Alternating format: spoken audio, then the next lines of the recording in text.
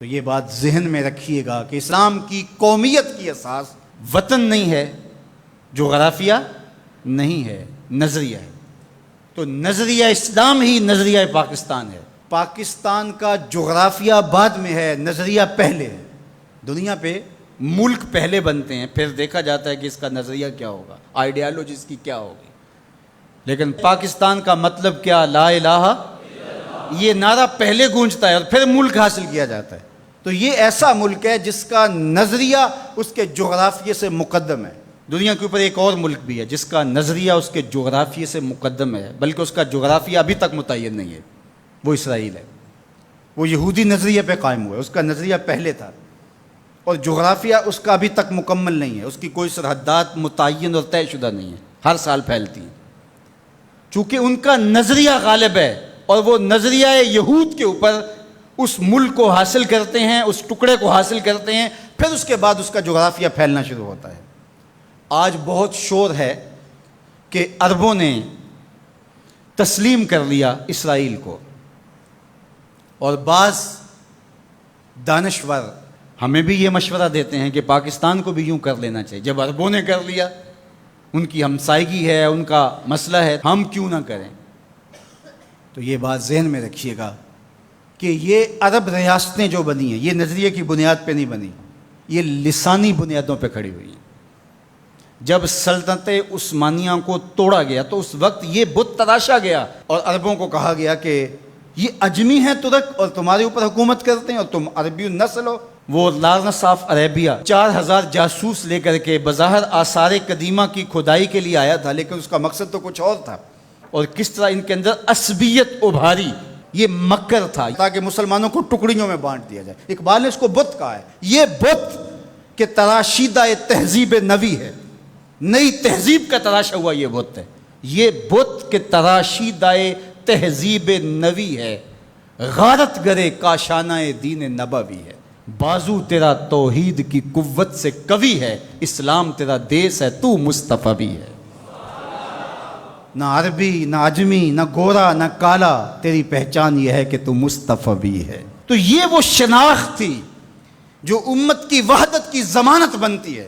تو آج اگر کسی ایک ملک نے تسلیم کر لیا ہے اور کل دوسرا ملک تسلیم کر لے گا، لیکن میں آپ کو ایک بات بتاؤں اور وہ غور سے سن لو، وہ یہ کہ ساری دنیا بھی اسرائیل کو تسلیم کر لے، پاکستان تسلیم نہیں کرے۔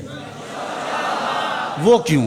اس لیے کہ ہماری اساسی نظریے کی ہے، ہمارا وطن بنا ہی دو قومی نظریے کی بنیاد پر ہے۔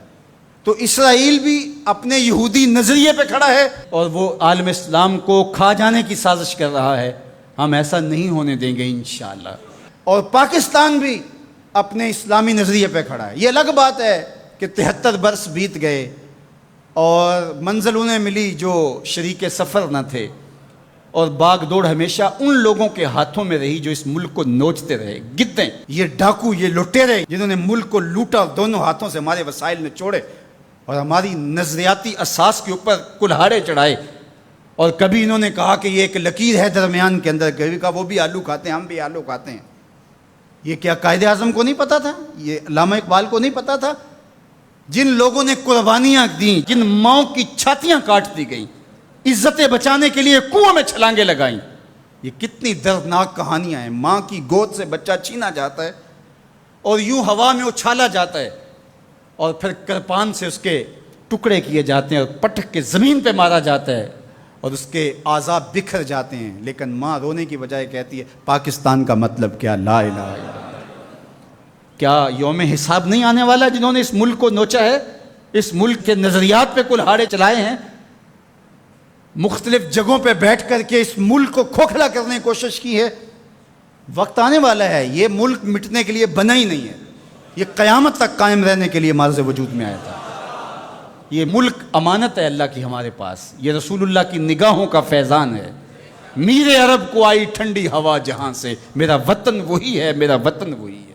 میں یہ بات ہر سال کہتا ہوں کہ اللہ رسول کے ساتھ تو ہماری محبتوں کا رشتہ لازوال ہے، لیکن اس ملک کے ساتھ ہم ٹوٹ کے محبت کرتے ہیں، اس لیے کہ اس ملک نے اسلام کی نشأت کے لیے بنیادی پلیٹ فارم بننا ہے۔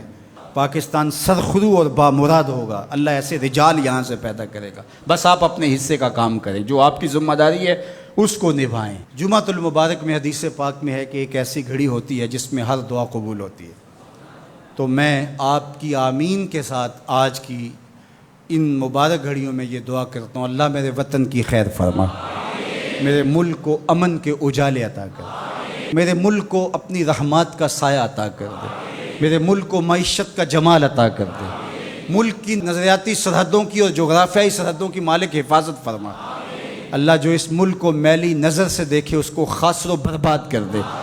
پاک فوج کی قدم قدم پہ حفاظت فرما، پاکستانی قوم کی خیر فرما۔